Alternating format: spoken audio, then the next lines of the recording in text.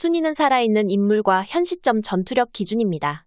원피스 파워랭킹 2023년호 참고. 탑 15. 제이가르시아 세턴성. 5인의 5로 성중 최초로 이름이 밝혀진 인물. 이름이 드러난 것도 세턴성뿐이며 최신화에서 본격적으로 움직이는 모습이 보였습니다. 이번에 5로 성이 단독으로 움직이는 것은 세턴성이 처음이며 호의로 키자루를 동반한다고 합니다.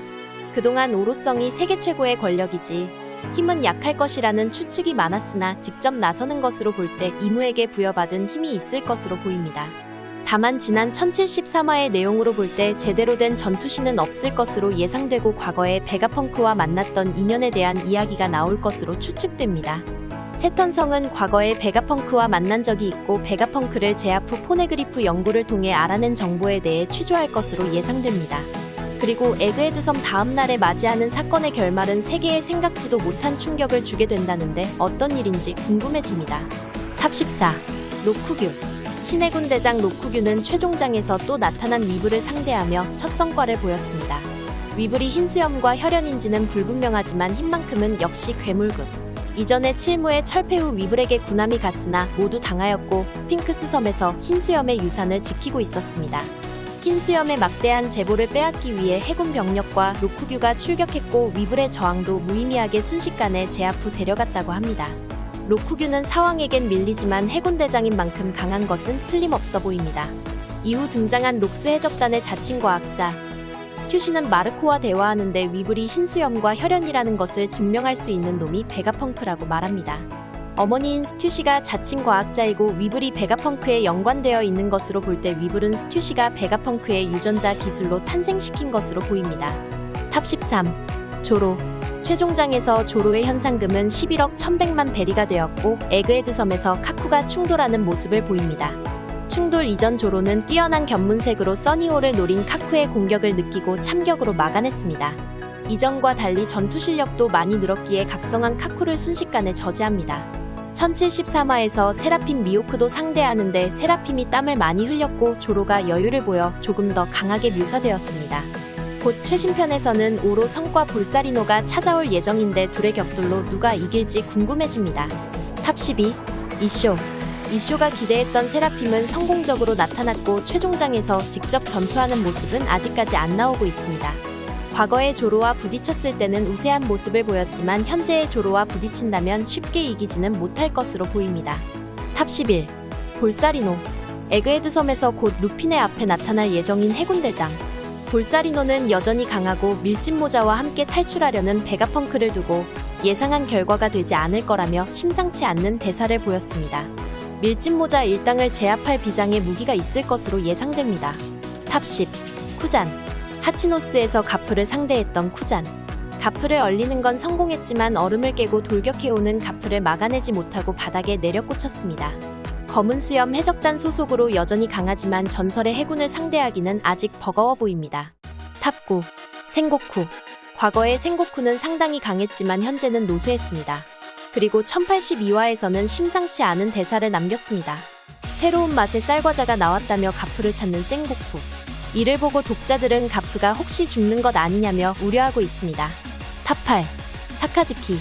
해군대장 때와는 달리 쉽게 움직이지 못하고 있는 사카즈키. 원수의 위치로 중요한 지휘 역할을 맡고 있으며 추후 마리조아를 위협할 해적들을 상대로 또다시 활약을 보일 것 같습니다. 탑 7.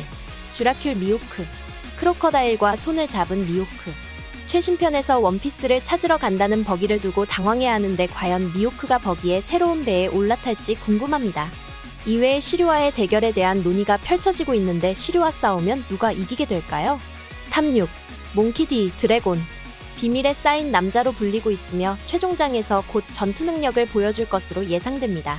사보가 마리조아에서 벌어진 진실을 전부 폭로하려 하는데 이를 듣고 곧 철룡인과 부딪히지 않을까 생각됩니다. 탑 5. 마샬디, 티치. 현상금 30억의 로우를 손쉽게 제압하며 사왕다운 전투 능력을 입증했습니다. 이후 티치는 원피스를 얻기 위해 불의 남자에 대한 정보를 찾아내고 있고 루피와 부딪힐 날이 얼마 남지 않아 보입니다. 그 전에 자신의 본진에 찾아온 가프를 상대해야 되는데 쓰러뜨리기 쉽지 않을 것 같습니다. 탑 4. 몽키 D 루피. 기어 피프스를 다루며 세계의 정점에 오른 조이보이. 최종장에서 루치와 한 번 더 붙었고 이제는 전투에 있어 여유로움을 느낄 수 있었습니다.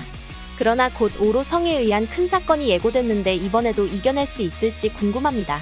원피스 결말까지 약 2년 남았고 원피스를 찾아낸 후 이무와의 격돌이 기대됩니다. 루피의 열매는 고무고무 열매가 아닌 동물계 환수종 모델 니카로 밝혀졌고 니카는 세계관의 신들 중 하나로 알려져 있습니다. 오로성도 이에 대해 어느 정도 알고 있었으며 해당 열매는 먼 과거의 역사와 연관 있어 보입니다. 그동안 루피의 능력이 고무의 한계를 초월했다는 의견이 많았는데 정확히는 고무가 아니었고 고무인간인 니카의 능력으로 밝혀졌으며 니카가 실존했다면 공백의 100년 속에 살았던 중요 인물이 아닐까 생각됩니다. 열매의 능력은 주변 사물을 고무로 만들어 자유롭게 다룰 수 있고 하늘의 번개를 잡아 던지는 등 비현실적인 행위를 자유롭게 실현할 수 있는 특징도 있습니다. 그야말로 세계관에서 신에 가까운 존재가 됐고 이에 순위도 많이 높아졌습니다.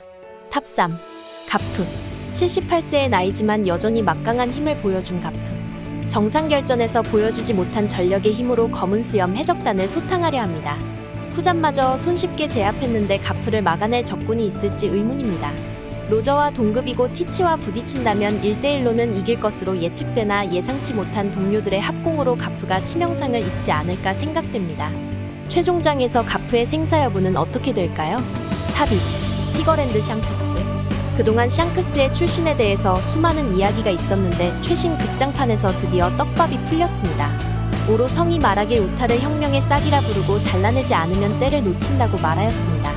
이후 다른 오로성이 저 소녀가 피거랜드 가문의 혈통이라도 말인가? 라고 말하며 샹크스가 피거랜드 가문임을 밝혔습니다. 작가님은 출장판 필름레드 SBS에서 피거랜드에 대한 떡밥은 원작 본편에서 다시 다루어질 예정임을 밝혔으며 샹크스가 마리조아를 자유롭게 넘나들며 오로성과 대화하는 것으로 볼 때 피거랜드는 과거의 명문 가문으로 보입니다. 최종장이 되고 나서 본격적으로 움직임을 보이고 있고 엄청난 패왕색, 상대의 견문색을 죽이는 능력이 극에 달해 견문사례라는 이명이 붙었습니다. 최근에는 현상금 30억의 키드를 순식간에 제압하는 등 기존 사왕에 밀리지 않음을 보여주었습니다. 탑 1. 이무.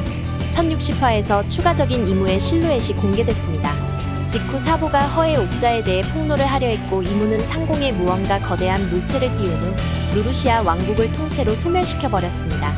이 능력은 열매 능력은 아닌 것으로 보이고 공백의 100년에 존재했던 무기 중 하나로 추정됩니다.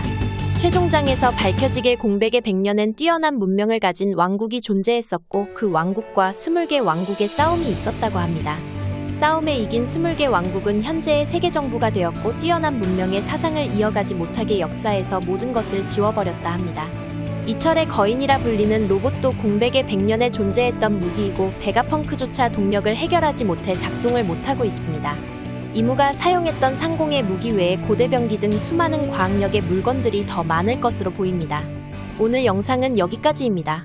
시청 감사합니다.